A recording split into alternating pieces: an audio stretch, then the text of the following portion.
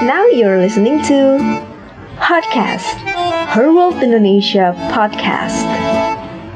Sore Mbak, apa kabar?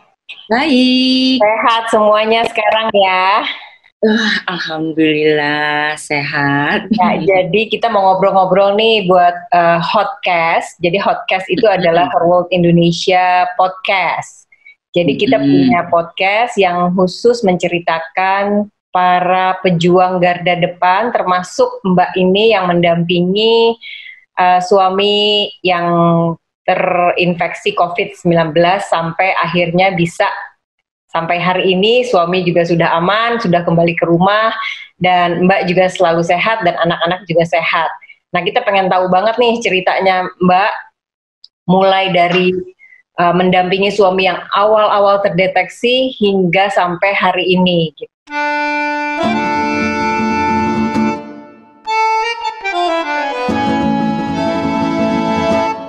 Jadi mungkin mulai dari pertanyaan pertama ya Mbak ya. Awal terdeteksinya bagaimana Mbak ceritanya? Jadi kalau misalnya ini kan sekarang sudah di April ya. Jadi mungkin sekitar tanggal 7 Maret. Jadi kalau kita misalnya mau flashback lagi ke belakang, gejalanya itu kan kalau kemarin-kemarin kan kita nggak tahu kalau itu tuh memang COVID. Nah, tapi kan pada saat itu dia merasakan gejala, misalnya kayak dia ngerasa pusing, lemes, terus tenggorokannya kering, udah gitu batuk, demam. Tapi demamnya tuh nggak demam tinggi.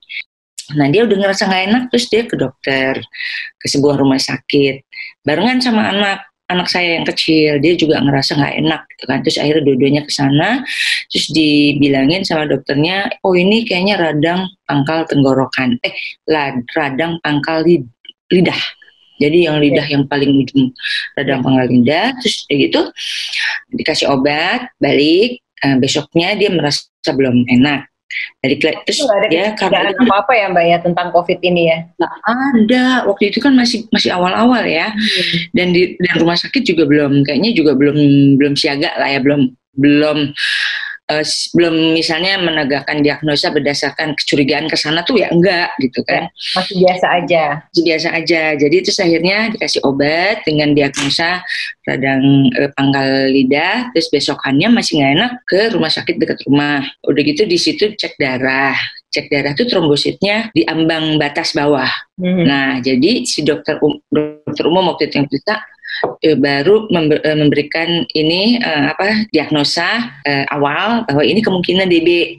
Karena harusnya bapak ini dengan usia segini harusnya di atas 150 apa berapa gitu. Nah, dia tuh usianya berapa di bawah Mbak? Suami Mbak? Usianya berapa suami Mbak? 58. Oke. Nah, jadi dites, jadi kemungkinan nih DBD atau tipes, dia bilang gitu. Nah, terus tapi dia masih belum pasti juga, karena kan dia kan dokter umum kan, udah gitu kan pada saat itu rumah sakit memang penuh banget. Sudah mulai penuh ya? Penuh banget, tapi bukan karena COVID ya, ada yang DBD, tapi pokoknya penuh. Akhirnya besoknya lagi, terus kita pulang kan, besoknya lagi udah nggak enak nih badannya, udah yang pokoknya dia maunya dirawat, kayaknya ini nggak bisa nih, harus dirawat. Akhirnya balik lagi ke rumah sakit itu, tapi terus ternyata kamarnya penuh. Udah, akhirnya kita cari rumah sakit lain, ketemu lagi internis, dicek darahnya untuk DB dan tipes. Dan dokter akhirnya ngasih rekomendasi untuk rawat inap, dan kebetulan ada, jadi langsung dirawat inap. Nah, itu tuh sebenarnya gejalanya batuk sama yang dia sempat demam, tapi demamnya demam biasa, dan keringat. Keringatnya banyak. Terus lidahnya dia bilang nggak ada rasa. Lidahnya nggak ada rasa, tapi dia nggak sesak. Udah, akhirnya dirawatlah dia, terus di ronsen lagi, terus diperiksa virus influenza, periksa sputum ya dari batuk-batuknya, terus udah gitu periksa darah untuk memastikan benarkah ini DBD atau tipes, dan semua negatif. kecuali hasil ronsennya itu pneumonia, bronkopneumonia. Nah, jadi itu yang ditegakkan akhirnya. Nah, selama di rumah sakit, akhirnya dia diobatin pakai antibiotik dan sebagainya untuk mengobati pneumonianya. Tapi itu berarti perkiraannya masih bakteri ya, bakteri bukan virus. Karena dia diajarnya pakai antibiotik. Ya, dokter parunya juga bilang, saya juga sempat nanya, ini COVID bukan sih dok? Kan, dia bilang gejalanya nggak seperti itu. Oke, jadi udah aja dirawat sampai akhirnya sembuh. 4 hari kemudian dia boleh keluar, boleh pulang. 4 hari aja dia udah dinyatakan baik setelah di ronsen ulang, diperiksa darah ulang. Kemudian dia boleh pulang, terus kita pulang. Nah, itu awal mula gejalanya. Nah, menjurus Kayak gitu. ke COVID-nya itu bagaimana Mbak awal mulanya? Kan waktu itu bukan COVID sama sekali ya. Lalu ketika dikatakan bahwa ini adalah positif COVID, itu bagaimana ceritanya Mbak? Jadi di kantornya ada beberapa yang ternyata positif COVID. Akhirnya karena di kantor itu ada yang kena sebelum, dan itu tuh bersamaan begitu keluar. Jadi berita bahwa di kantornya ada yang kena itu ketika suami sudah keluar, sudah keluar dari rumah sakit. Jadi waktu dirawat di rumah sakit belum keluar tuh beritanya. Makanya kan kita nggak relate ke sana, misalnya dari tracing atau apa. Nah ternyata setelah di rumah hari Minggu itu barulah keluar berita itu di kantornya ada yang positif. Nah diumumkan di kantor. ODP ya berarti. ODP. Nah kita waktu itu nggak tahu itu tuh ODP atau apa ya. Cuman dibilang bahwa pokoknya siapa-siapa yang ngerasa kontak erat harap datang untuk periksa tes swab di kantor. Akhirnya kita ke kantor. Di tanggal berapa ya itu ya? Tanggal 18 ya, tanggal 13 keluar dari rumah sakit, baru tanggal 18 kita di swab. Nah, tanggal 18 di swab, 6 hari kemudian hasilnya baru keluar dan jadi positif. 24 baru keluar dan positif. Iya. Nah, itu bagaimana Mbak? Rasanya pasti panik satu keluarga ya Mbak ya? Karena kan nggak ada gejala dari situ. Iya. Pertama panik. Pertama panik. Yang keduanya paniknya adalah kita ngerasa kayak kegeeran sebelumnya karena merasa kita kayaknya nggak dihubungin nih, kayaknya kita negatif karena kita nggak dihubungin. Terus kita sempat GR, alhamdulillah kita negatif. Ternyata dan selama masa itu kita tidak pernah melakukan yang namanya physical distancing. Jadi kita udah selesai aja karena kan pikirnya nggak ada positif. Tapi kita pakai masker sekali-sekali, cuci tangan. Cuman dan tidur juga kita udah kepisah ya karena kan dia kan habis dari rumah sakit, jadi kita. Tapi kan kita makan bareng, terus deketan lah maksudnya, terus pokoknya nggak yang harus 1 meter tuh enggak, pasti kurang dari 1 meter lah itu. Nah itu kan selama berapa 6 hari kan, terus udah gitu kita sama sekali nggak tahu kalau dia positif karena tidak ada gejala lagi. Jadi dia ke kantor, dia juga ke kantor rapat, terus kadang-kadang Zoom sama karyawan sama ininya, ya pokoknya dia melakukan hal-hal seperti biasa kalau dia udah sehat. Lalu ketika berita positif itu datang dan Mbak sekeluarga kaget, apa yang Mbak lakukan untuk mendampingi suami sekaligus melindungi diri sendiri dan juga mencegah agar anggota keluarga yang lain tidak terkena? Waktu itu apa upayanya Mbak? Di tengah kepanikan, pasti nggak mudah. Jadi kan ada di rumah itu kan ada sebetulnya ada saya, suami dan anak yang kecil. Anak yang kecil tuh udah 26 tahun lah ya. 25 tahun.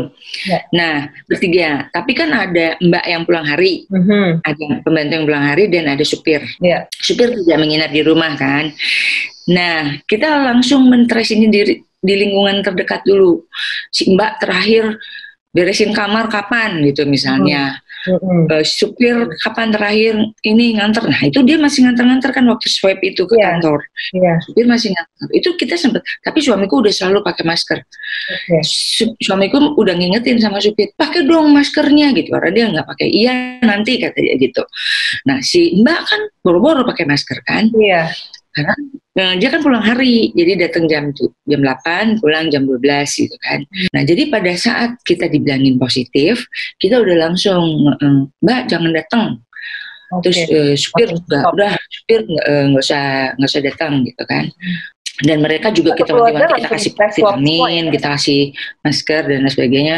Udah ya, jangan datang dulu gitu kan.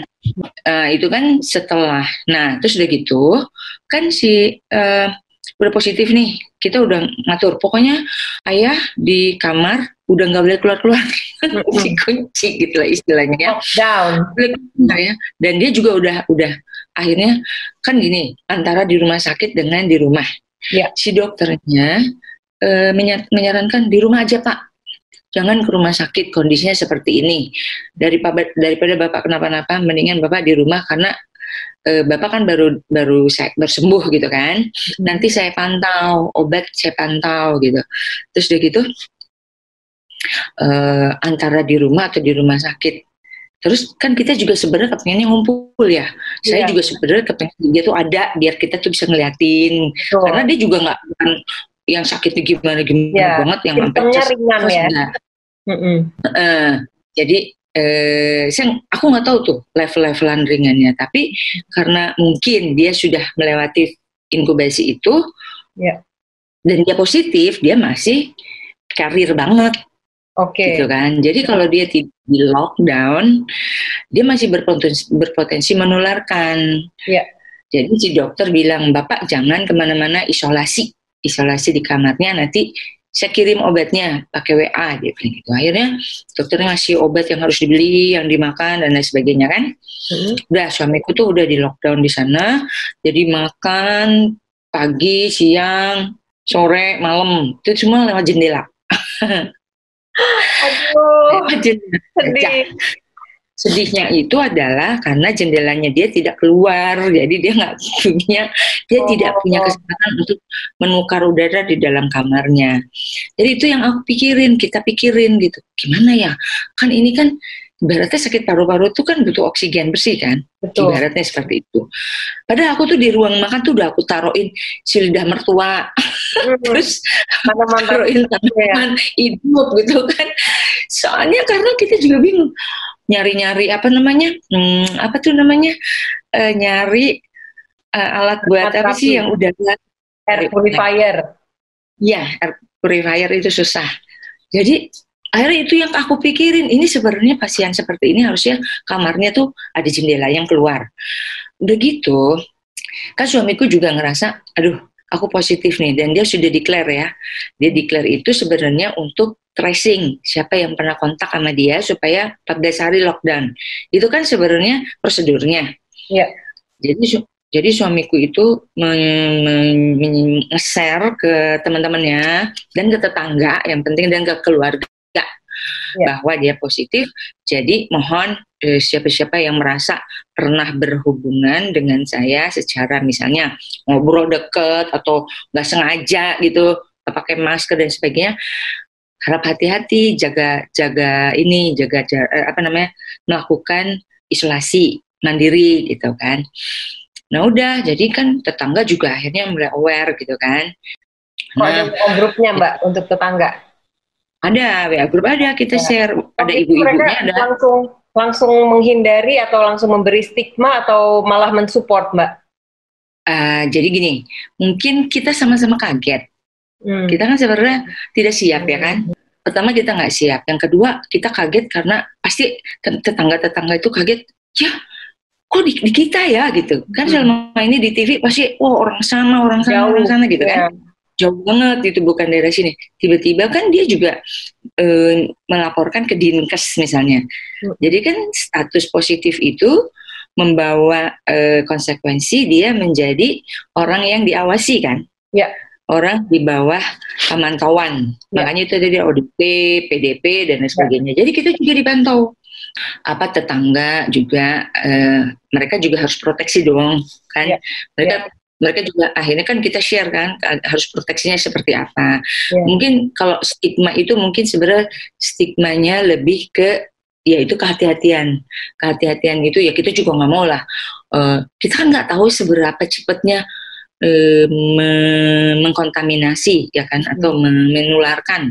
Seberapa cepat sih kan kita nggak tahu ya. Dibilangin cepet banget katanya bisa droplet atau bisa lewat udara. Tapi seberapa cepatnya sih gitu?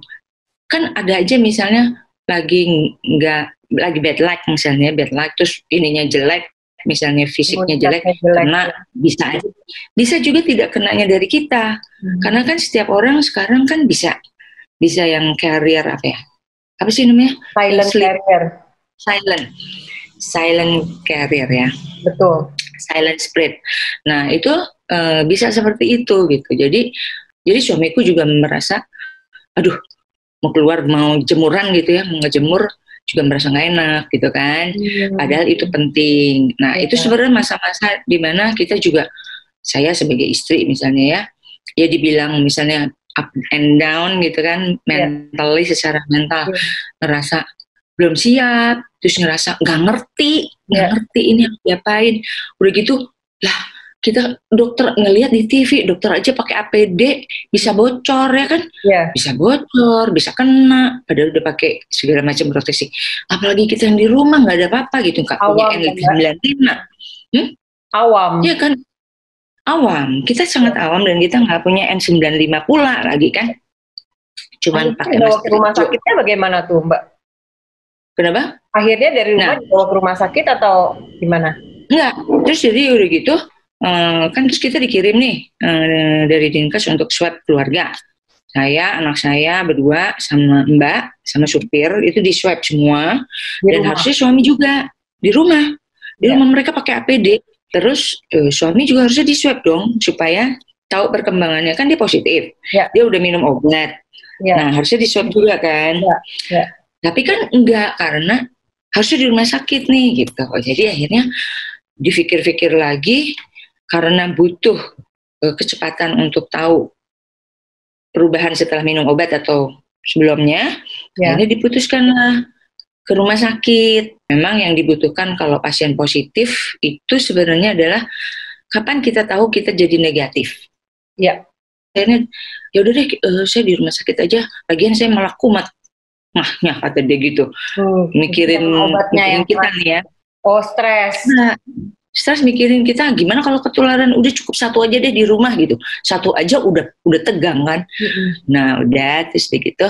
Jadi terus ke rumah sakit, di rumah sakit langsung besoknya dia di swab. Ya udah setelah dia di rumah sakit, berangkat ke rumah sakit nggak ada yang nganter ya Mbak? Karena dia kondisinya kan sebenarnya kan memang apa ya? Memang sudah penyembuhan, pemulihan. Itu satu. Yang kedua, sendiri. Manggil ambulans belum tentu cepat. Karena kan biasanya kan dijemput ambulans. Yang ketiga, nggak mungkin bawa supir. Yang keempat, nggak mungkin juga pakai go-car misalnya atau online gitu, misalnya taksi online. Kan nggak mungkin juga. Jadi karena dia ngerasa, saya masih kuat nih bawa mobil. Hebat. Sendiri aja. Jadi pokoknya udah dia ke rumah sakit, langsung diperiksa-periksa, udah langsung di isolasi ya. Dia baru-baru diisolasi juga, meskipun dia tanpa kelihatan nggak parah gitu ya, tetap diisolasi. Hari kedua dia sudah di swab, di ronsen, diperiksa darah lagi. Udah dia sih udah tenang dan gizinya diperbaiki. Di rumah sakit nggak ditengok dan atau didampingi ya? Nggak boleh. Nggak boleh ya? Nggak boleh deh. Bagaimana perasaannya Mbak melepas suami sendiri ke sana?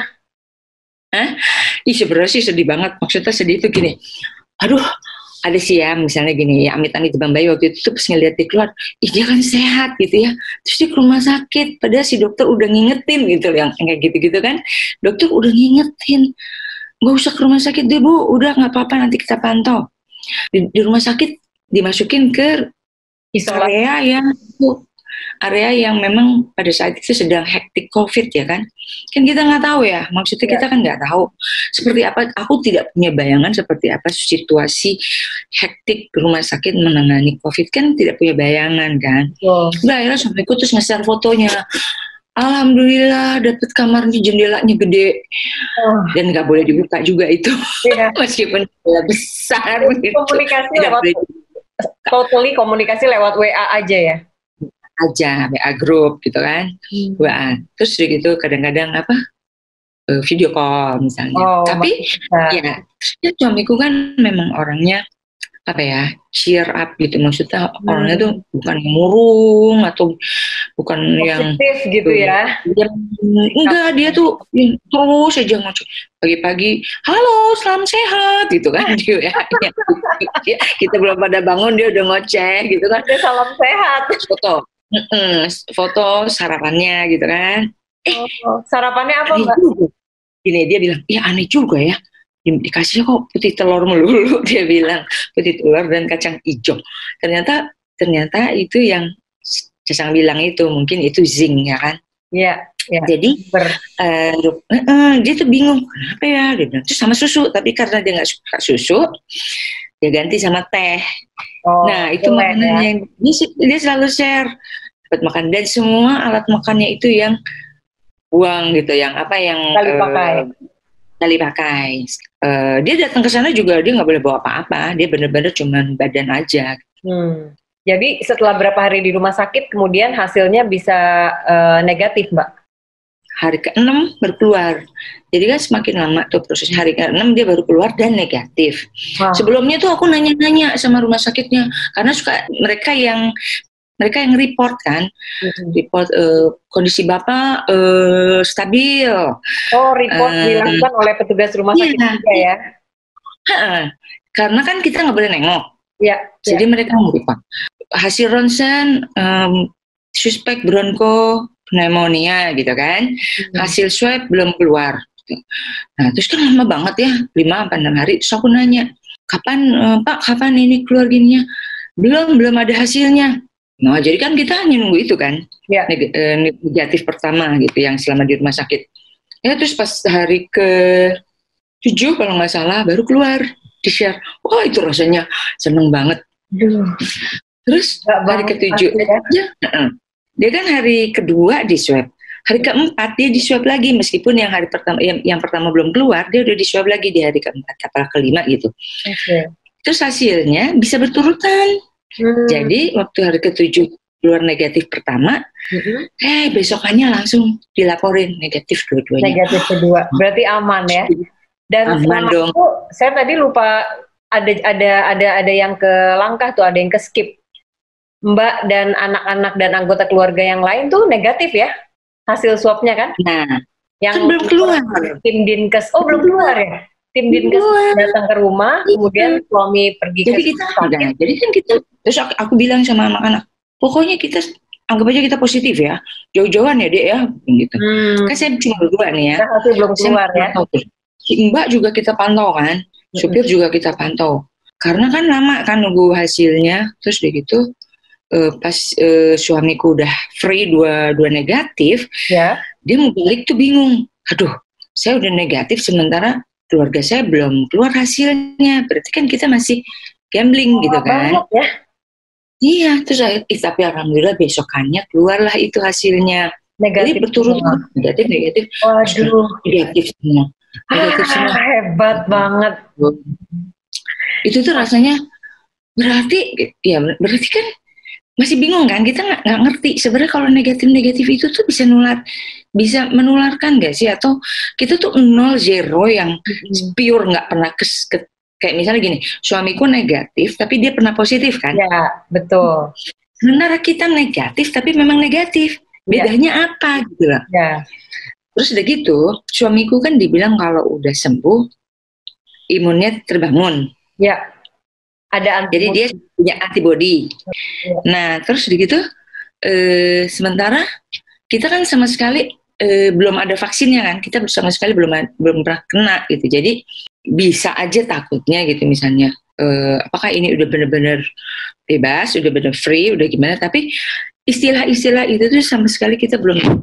Kita tuh lagi mau cari tahu sebetulnya kalau kita sudah negatif, semua dalam satu rumah itu negatif, apakah kita masih tetap harus melakukan protokol isolasi, karantina itu, dan terus memakai masker meskipun di dalam rumah. Jadi waktu suamiku pulang kan semua kan kamarnya kan belum aku buka-buka tuh.